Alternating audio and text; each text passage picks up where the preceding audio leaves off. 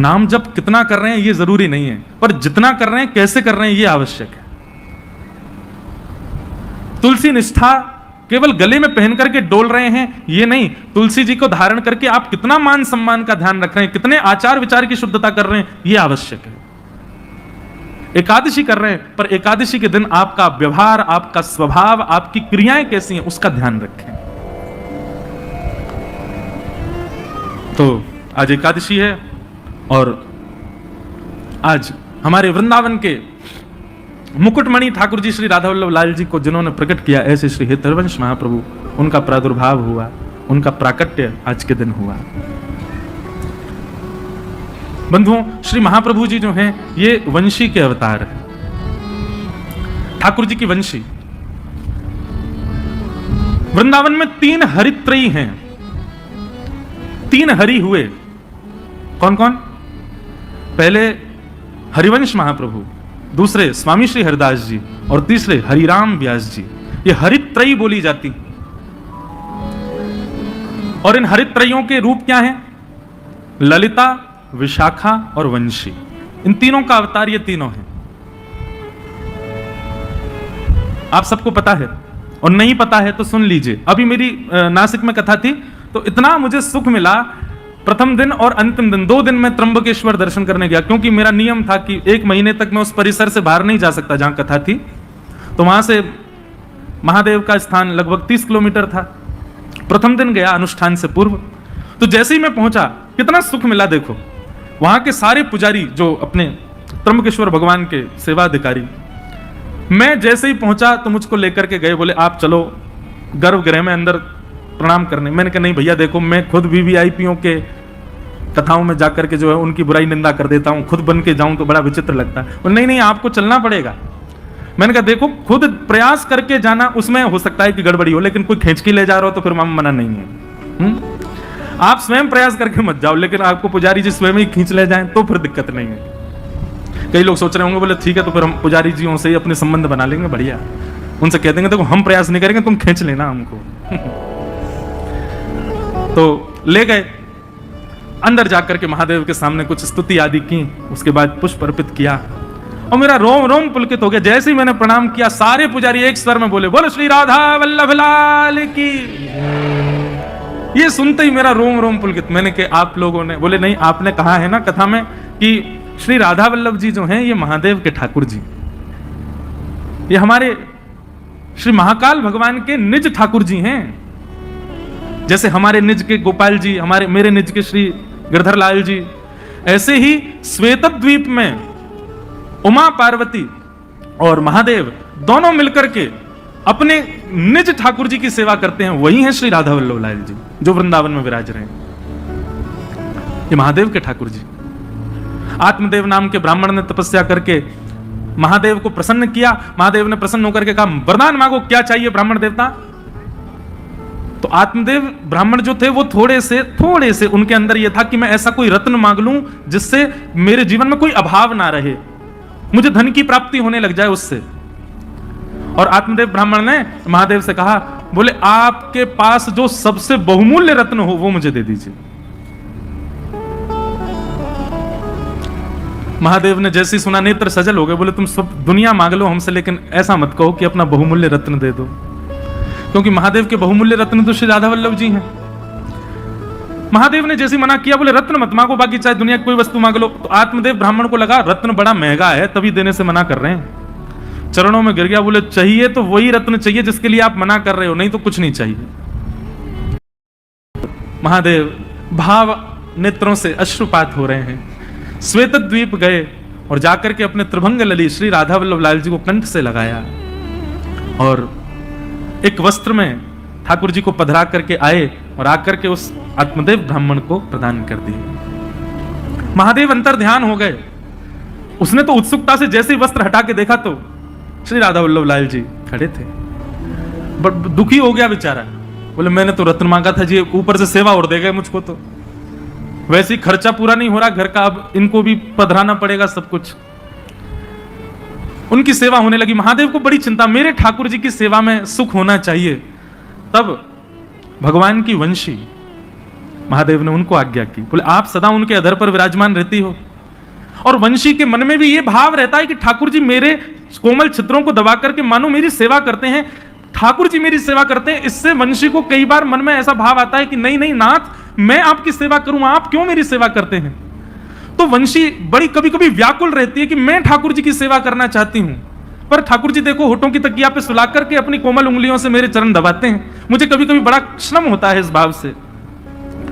तो वंशी जी की इस चिंता को आज महादेव ने पूर्ण किया। बोले कि आप चिंता मत करो, आप चाहती हैं ना कि आप ठाकुर जी की सेवा करें, जाइए आप ही आचार्य चरण श्री हित हरिवंश महाप्रभु के रूप में पृथ्वी पर अवतरित होइए और जाकर के आत्मदेव ब्राह्मण के यहां से ठाकुर जी को ले जाकर के वृंदावन में विराजमान करें। तब भगवान की वंशी ही श्री हरिवंश महाप्रभु के रूप में पधारे और आकर के उन्होंने ठाकुर जी की सेवा। महाप्रभु जी का चरित्र बहुत सुंदर है, संपूर्ण तो नहीं पर कुछ कुछ भाव में आज भक्तमाल जी में पढ़ रहा था।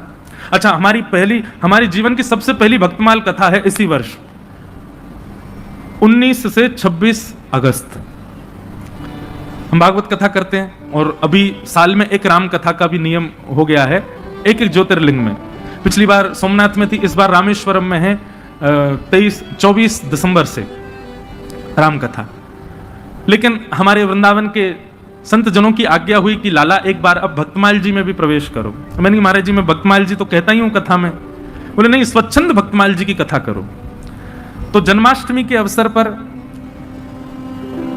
19 अगस्त से 26 अगस्त तक जयपुर में, क्योंकि भक्तमाल जी वहीं लिखी गई हैं, जयपुर में ही गलता जी हैं जहां पर भक्तमाल जी की रचना श्री नाभा गोस्वामी जी ने की, तो वहीं पर प्रथम भक्तमाल का। तो आज मैं भक्तमाल जी पढ़ रहा था, इतना सुंदर बात, बहुत ध्यान से सुनिएगा।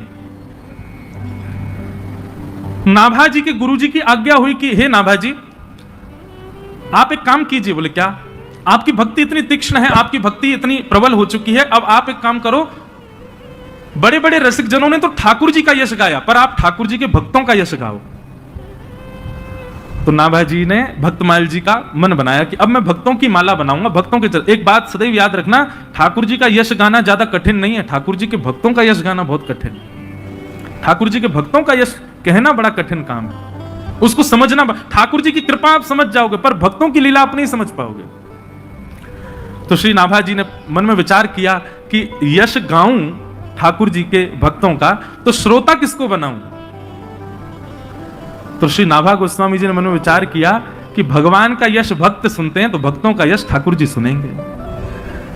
और 24 अवतारों का सबसे पहला स्मरण किया नाभा जी ने। 24 अवतार बैठाए अपने सामने, ठाकुर जी के 24 अवतारों का आवाहन करके और उनको ही श्रोता बना करके नाभा जी ने भक्तमाल जी कहनी प्रारंभ की। उसमें सारे भक्तों के चरित्र आए, सुग्रीव जी से लेकर के हनुमान जी महाराज तक, और महाराज गरुण जी से लेकर के और श्री रामानुजाचार्य जी तक, सारे भक्त चिंतन करते जाते, जो जो भक्त अपने। अच्छा, एक और बात है, भक्तमाल में किन किन भक्तों के चरित्र हैं, तो श्री नाभा जी कहते हैं ठाकुर जी तो सबको प्रिय हैं, पर भक्तमाल में उन भक्तों के चरित्र हैं जो ठाकुर जी को प्रिय हैं। क्योंकि भाई 24 अवतार सामने बैठे हैं, तो 24 अवतार उन्हीं को सुनना चाहेंगे जो उनके प्रिय हों। उन भक्तों के चरित्र आए, लेकिन सारे भक्त आ गए भक्तमाल जी में, हमारे वृंदावन के रसिक जन नहीं आए। क्योंकि नाभा जी तो स्मरण करते थे ना, जो भक्त का चिंतन आता उसी का छप्पे छंद लिख देते, सबका यश गाया, लेकिन वृंदावन के रसिक संत जन चित्त में नहीं आए। तो श्री नाभा जी चिंतित हो गए, बोले कि भैया सारे भक्तों का चिंतन चित्त में हो रहा है, लेकिन ब्रजमंडल के वृंदावन के वैष्णव भक्तों का, संतों का चिंतन मुझको क्यों नहीं हो रहा। तब उन्होंने अपने गुरुदेव से जाकर के अपना ये भाव प्रकट किया, बोले सारे भक्त मेरे चित्त में आ रहे हैं, पर वृंदावन के भक्तों का स्मरण नहीं हो रहा मुझको। कितनी सुंदर बात। उनके गुरुदेव ने आज्ञा करते हुए कहे, बोले भैया ये जितने भी भक्तों का चरित्र तुम गा रहे हो, ये कोई ना कोई भक्त इन 24 अवतारों को जिनको तुमने सामने बैठाया है, इन 24 अवतारों को कोई ना कोई भजता है। कोई हयग्रीव भगवान को भजता है, कोई नृसिंह भगवान को भजता है, कोई बराह भगवान को भजता है, कोई कृष्ण को भजता है, कोई राम जी को भजता है, पर वृंदावन के तो सब श्री किशोरी जी को भजते हैं। और जब तक किशोरी जी नहीं आएंगी तब तक ब्रज के रसिक नहीं आ सकते। जय हो। ये भाव जैसे पढ़ाना नेत्र सजल हो गए कि जब तक किशोरी जी का स्मरण नहीं करोगे नाभा जी, तब तक ब्रजमंडल के संत तुम्हारे चित्त में नहीं आ सकते, रसिक जन नहीं आ पाएंगे। तब श्री वृंदावनेश्वरी किशोरी जी हमारी श्री राधा रानी का स्मरण किया।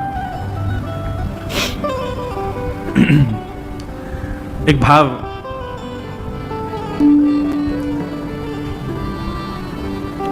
श्री किशोरी जी के लिए व्यासपीठ से प्रकट किया, उसी को कह करके चले आगे। वृंदावन में जाओ तो भैया किशोरी जी से इच्छा, मैं एक बात कहा करता हूं कथाओं में कि आपका मन वृंदावन जाने का हो रहा है तो समझो ठाकुर जी आपको याद कर रहे हैं। आप भोपाल स्टेशन से ट्रेन में बैठ गए तो समझ जाना ठाकुर जी आपको याद कर रहे हैं। शताब्दी में जाओ, चाहे कौन सी भी ट्रेन में जाओ, यहां से निकल करके महाराज झांसी पहुंच गए तो समझ जाना ठाकुर जी याद, जितना जितना वृंदावन के समीप पहुंचो समझना ठाकुर जी उतना ज्यादा याद कर रहे हैं। झांसी से फिर ग्वालियर पहुंच जाओ, मुरैना और सब पार करते हुए आगरा पहुंच जाओ, समझ जाना ठाकुर जी याद कर रहे हैं। लेकिन जैसे ही मथुरा पहुंचो और मथुरा में जाकर के रिक्शा में बैठ करके जैसे ही वृंदावन जाने लग जाओ तो भी समझना ठाकुर जी याद कर रहे हैं। लेकिन वृंदावन की सीमा में प्रवेश करते ही अपने मन को सांत्वना देते कहना ठाकुर जी नहीं, श्री जी याद कर रही थी।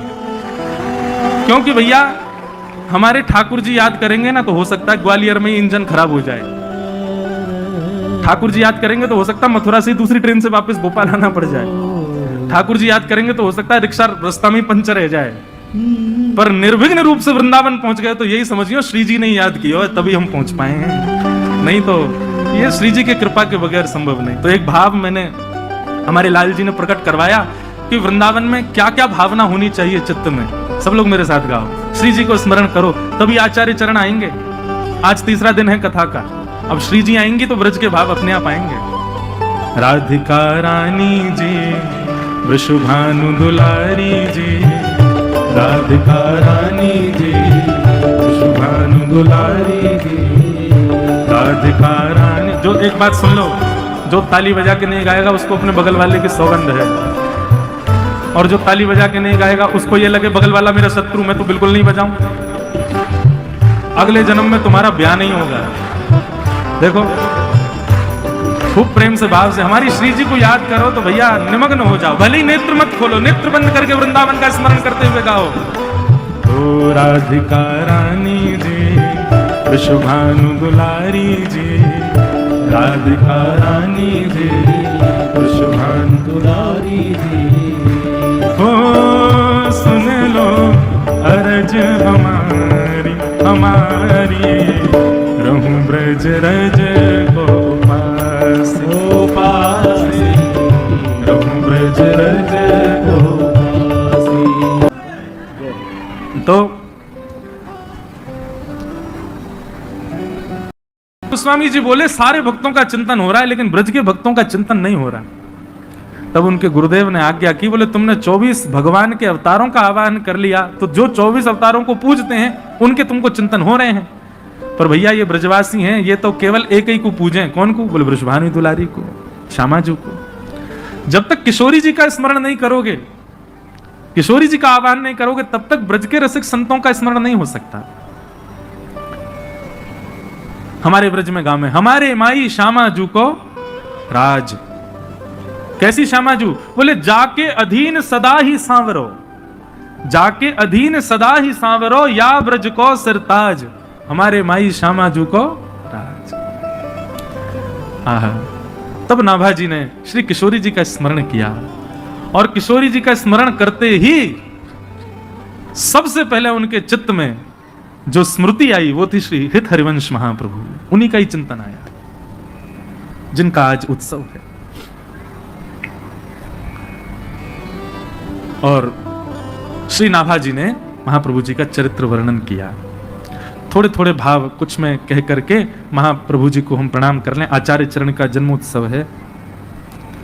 हमारे वृंदावन के पास में बाद गांव में उनका प्रादुर्भाव हुआ। बंधुओं, जन्म से ही बालक, एक बात बहुत ध्यान से सुन, सब लोग इधर देखो, बहुत सावधानी से सुनिएगा। जन्म से ही बालक के लक्षण दिखने लग जाते हैं, कैसे होंगे। लेकिन एक बात मैं आपको स्पष्ट रूप से कह दूं, हर व्यक्ति को संसार में इसलिए भेजा गया है ताकि वो ठाकुर जी को प्राप्त कर सके। मुझे और आपको इस संसार में इसी भाव से ही भेजा गया कि हम अपने कर्मों से, हम अपने कर्तव्यों से, अपने व्यवहार स्वभाव आदि, हम सबको अधिकार है ठाकुर जी से मिलने का। पर धीरे धीरे धीरे धीरे हम संसार की माया में इतने फंस जाते हैं कि अपना मुख्य उद्देश्य भूल जाते हैं। सब पा लेते हैं, लेकिन जिनको पाने के लिए आए थे वही नहीं पा पाते। इसका प्रत्यक्ष प्रमाण है, आप छोटे से बालक को देखो। आप छोटे से बालक के सामने डीजे बजा दो बहुत जोर से, क्या होगा? रो जाएगा, उसके अंदर से रुदन शुरू हो जाएगा। आज की 20, 22, 23, 25 साल की उम्र के बालक जिन जिन गानों पर नृत्य करते हैं, जिन जिन गानों पर नाचते हैं, ऐसे गाने आप 1 वर्ष तक के बालक के सामने खूब तेज आवाज में बजा दो, क्या होगा? वो भयभीत हो जाएगा, डर के मारे रोने लग जाएगा। कल रात्रि में भोपाल भ्रमण पर गया था, हमारे मुदगल जी लेकर के गए। ये बोले मुझे आपकी एक जगह कथा करानी। मैंने कहाँ कराओगे? तो जो नया रेलवे स्टेशन है वहां हम रात को गए, करीब 10:30, 11 बजे। आहा, वहां पे सारे जो है आजाद परिंदे घूम रहे थे। बिना जनवरी दिसंबर के भी उनके मुख से धुआं निकल रहा था।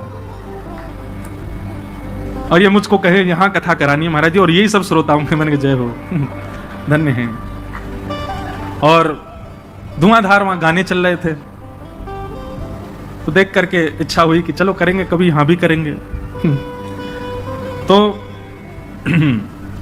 एक बालक का स्वभाव उससे ही पता चल जाता है कि वो ठाकुर जी से मिलन के लिए ही आया है। उसके सामने आप राधा राधा राधा करके देखो, वो हंसने लगेगा, उसको किलकारी आ जाएगी, खुश हो जाएगा, प्रसन्न हो जाएगा। और हर बालक, मुझे नहीं लगता संसार का ऐसा कोई बालक होगा जो बैठना सीख जाए और कुछ समय बाद आप कुछ गाओ और वो ताली ना बजाए। उसके हाथ निश्चित करताल बजाते हैं। उसका भगवत कीर्तन सुन के प्रसन्न होना और ये करताल बजाना इस बात को प्रमाणित करता है कि वो कहीं ना कहीं ठाकुर जी से संबंध है। पर धीरे धीरे धीरे धीरे फिर संसार के व्यसन भोगों में हम उसको लगाते हैं, और बड़े होकर के उसको कथा में बैठने में भी शर्म आने लग जाती है, उसको तिलक लगाने में भी लज्जा होने लगती है, ताल बजाने में भी उसको बहुत लज्जा का अनुभव होता है। तो ये बात प्रमाणित है, एक बालक के रूप को देख करके लगता है कि हम सबको अधिकार दिया ठाकुर जी ने कि हम उनको प्राप्त कर सकें, पर माया के कारण हम नहीं कर पाते। हरिवंश महाप्रभु जी के, श्री हरिवंश महाप्रभु जी के चरित्र में आता है कि जब वो छोटे से थे तो कोई राधा बोल देता था ना, उनकी निद्रा खुल जाती थी, और निद्रा खुलते पालने में ही जोर जोर से किलकारियां भरते, ऐसे श्री महाप्रभु जी। और 6 महीने की अवस्था में, सब लोग इधर देखो, यहां देखो, कथा सुनो। 6 महीने की अवस्था में महाप्रभु जी ने पलना में पौधे पौधे, जैसे बालक कुल बुलाता है ना, कुल बुलाने का मतलब समझते हैं? नन्हा सा बालक कुल बुलाता है, उसके मुख से स्वर निकलते हैं, वो बड़े प्यारे होते हैं वो शब्द। ऐसे ही महाप्रभु जी 6 महीने की अवस्था में अपने पलना में पौधे पौधे कुल बुला रहे थे। और जब वो कुल बुला रहे थे तो उनके स्वर साधारण नहीं थे। उनके महाप्रभु, हितरवंश महाप्रभु जी के ताऊ जी श्री नरसिंह आश्रय जी महाराज, नरसिंह आश्रम जी महाराज, उन्होंने जब ये स्वर सुना तो वो बोले कि ये बालक के सामान्य शब्द नहीं है। और उन्होंने ध्यान से जब शब्द सुने तो कलम लेकर के उसको लिखना प्रारंभ किया, जो स्वर बालक के 6 महीने की अवस्था में प्रकट हो रहे थे। और जब लिखते गए लिखते गए लिखते गए, अंत तो गत्वा देखा तो श्री राधा रस सुधा निधि ग्रंथ तैयार हुआ, महाप्रभु जी के 6 महीने की अवस्था के स्वर से। उसी समय वो समझ गए ये बालक सामान्य नहीं है, साधारण नहीं है। हमें लगता आज का बालक भी कुछ ऐसा ही ग्रंथ का अवलोकन बोलता होगा, लेकिन माता पिता ओ ले ले ले करके उसको शांति कर देते हैं। और उसको, क्योंकि ये बात सामान्य नहीं है। वो बालक मदालसा कहती है, शुद्धोषि मुक्तोषि निरंजनोषि संसार मायाम परिवर्जितोषि संसार मायाम परित्यज्य निद्राम मदालसा वाक्य उवाच बालम। वो बालक परम शुद्ध है, वो ठाकुर जी के समीप होके आया है अभी अभी आपके घर पर। वो ठाकुर जी के मूल रूप को जानता है, ठाकुर जी का चिंतन उसको पता है।